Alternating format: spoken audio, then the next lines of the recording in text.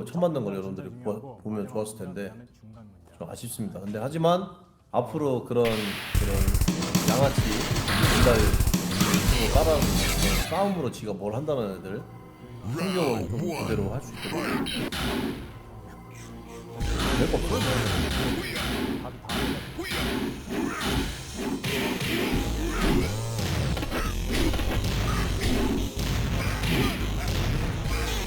피곤하네. 2시간 더 하면 라이브 진짜. 자, 여러분들 앞으로 라이브를 좀 이렇게 해보는 거는 해보는 거가 어떻게 생각하시는지 괜찮으면 1번 아니다 라이브 하지 마라 2번 아이씨 무기도 존나 많네 2번 존나 많네 1번 많아 1번 많아 1번 많아 2번 올라왔다 2번 1번 무기 2번은 내가 봤을 때 무기다 3번 나왔어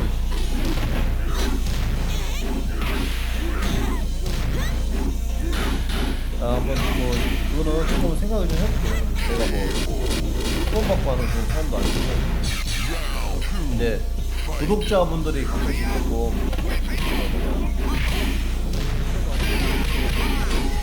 소통을 좀 위해서 라이브를 좀 해줬으면 좋겠다. 본인의 본인 정답 이런 것도 좀 해주면 좋겠다 이런 얘기 하더라고요. 자, 모기들은 이제 지하 8층으로 들어갈 시간이고 데이터 다 없다. 뭐냐 와이파이 있는 곳으로 찾아가든지 마무리하도록. 그래서 오늘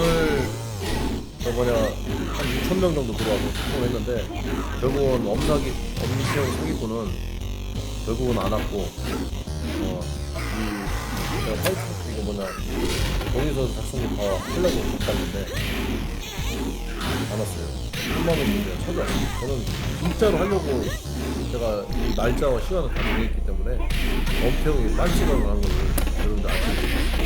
굳이 내가 그런 시합에 1승도 못하고 팔 9kg나 못해갖고 시합에 미치도 생각 못하는 그런 선수 같지도 않은 선수하고 이런 매칭이 하는 거 자체가 참 좋긴 한데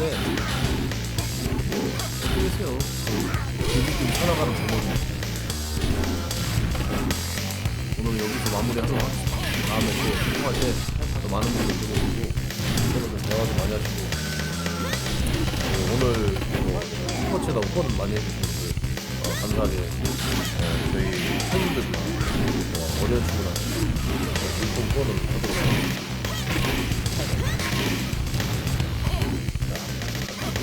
지금까지 유우성 인터뷰 엄태웅 신규 하려고 3시간 넘게 기다렸는데 더 이상 힘들어서 영어부터 소문이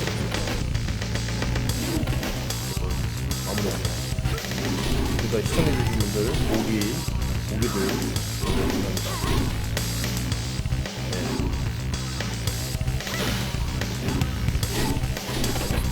마무리하도록 할게요. 진짜 너무 힘들어요.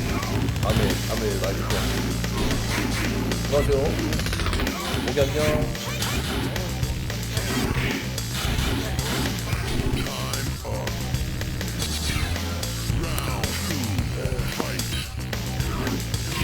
채권 시장이 워낙 불안한 모습을 보이니까 채권 시장에 이제 자금을 공급하는 큰 손들, 가장 대표적인 곳이 이제 국민연금 같은 그런 대규모 연기금들이거든요.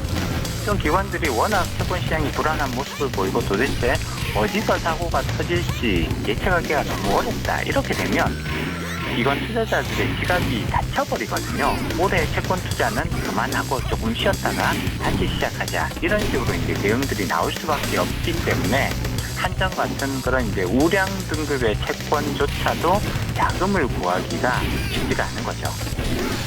한전 그리고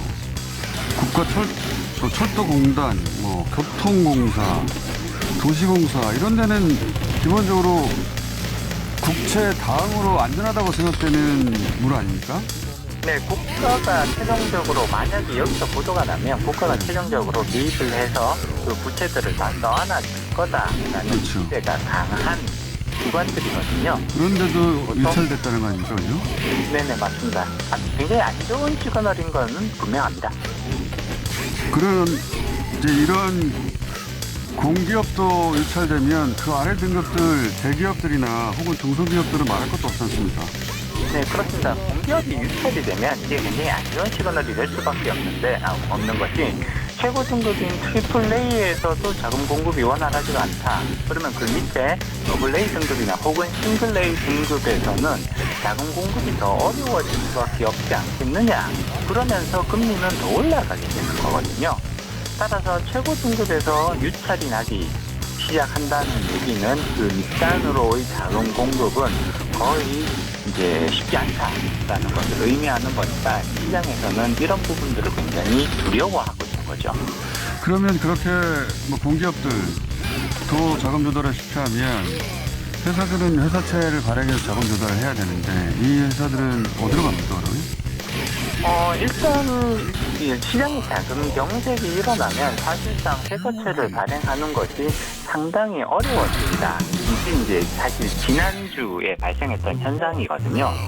이제 지난주 같은 경우에는 회사채 발행이 거의 중단되다시피 했던 그런 상황이었고요. 계속해서 이런 상황이 지속이 되면 결국은 자금을 구하지 못한 기업들, 특히 그 중에서도 괜찮은 자산을 보유하고 있는 그런 기업들조차도 부도의 상황까지 갈 수 있는 위험성이 높아진단 말이에요. 자금을 한 일주일, 2주일 자금을 못 구했다고 해서 회사가 바로 부도가 나지는 않습니다. 보통은. 그렇지만 이런 기간들이 한 달, 두 달 이렇게 조금 길어지게 되면 건전한 기업들조차도 부도에 이르는 그런 상황이 충분히 발생할 수 있는 그렇죠. 거거든요. 돌아온 어음을 못 먹으면 부도나는 거죠. 네네. 그렇기 때문에 이러한 위험성을 차단할 필요성이 있는 것이고요. 정부의 개입은 이러한 상황에서는 충분히 정당화될 수 있다 이렇게 보는 거죠. 근데 이제 정부의 개입이 너무 늦었다라고 비판하는 쪽도 있습니다. 어떻게 보십니까?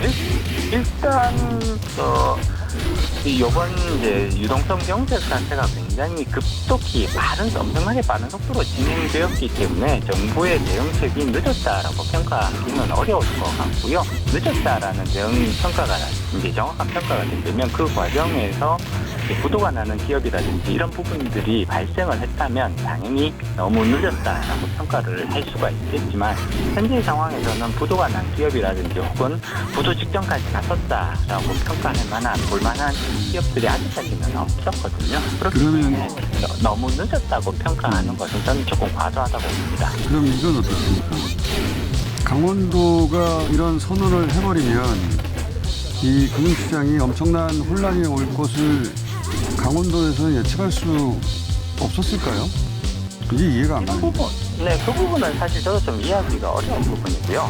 지금 이제 강원도가 보증을 섰던 그 ABCP라는 상품이 있는데 그 상품은 A1 등급을 받았던 지방자치단체가 보증을 했기 때문에 최고의 등급이거든요. 이게 A1 등급이라는 게 A1 등급을 받았던 그런 ABCP에서 쉽게 말하면 부도가 난 상황이란 말이에요. 그렇게 된다면 엄청난 시장 혼란이 나타날 수밖에 없습니다. 금융시장 전문가들 또는 채권시장 전문가들의 입장에서 보면 A1 CD가 무너졌단 말이야. 이렇게 되면 이거는 엄청난 시장 혼란을 가져올 수밖에 없는 대형 사건이거든요.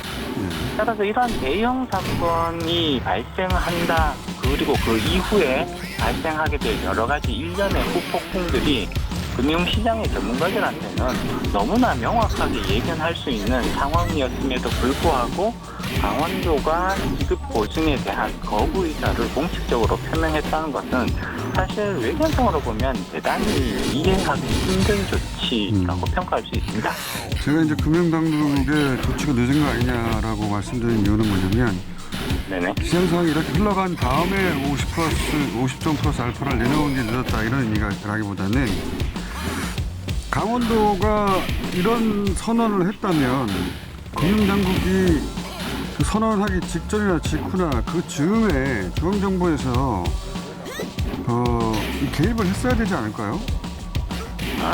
일단 강원도가 중앙정부와 협의가 계속해서 이루어지는 과정에서 있었다면 아마 그 부분은 조금 더 빨리 대응책이 나타날 수도 있지 않았을까라고 예상은 해볼 수 있습니다만, 이 금융시장에서는 이러한 과정에서 어떤 일이 일어나고 있었는지를 외부에서 확인하기는 대단히 어렵거든요. 그렇기 때문에 만약에 이 강원도의 그 지급 보증 거부와 관련된 일련의 의사결정 과정이 어떻게 진행되고 있었는지를 금융시장이 정확히 알고 있었다면, 그러면 사실은 대응책은 조금 더 빨리 나올 수도 있었겠죠. 그렇지만 시장 전체는 몰라도 금융당국 혹은 중앙정부는 알고 있었어야 하는 거 아닙니까? 그 부분에 대해서는 뭐 시장에서는 말씀드리기 어렵습니다. 시장 입장에서는. 네. 네네. 당국의 입장에서 알았어야 하는 것 같은데, 자, 이렇게 이제 정부가 50% 알파를 내놔서 방금 말씀하신 대로 당장 어제 그 안정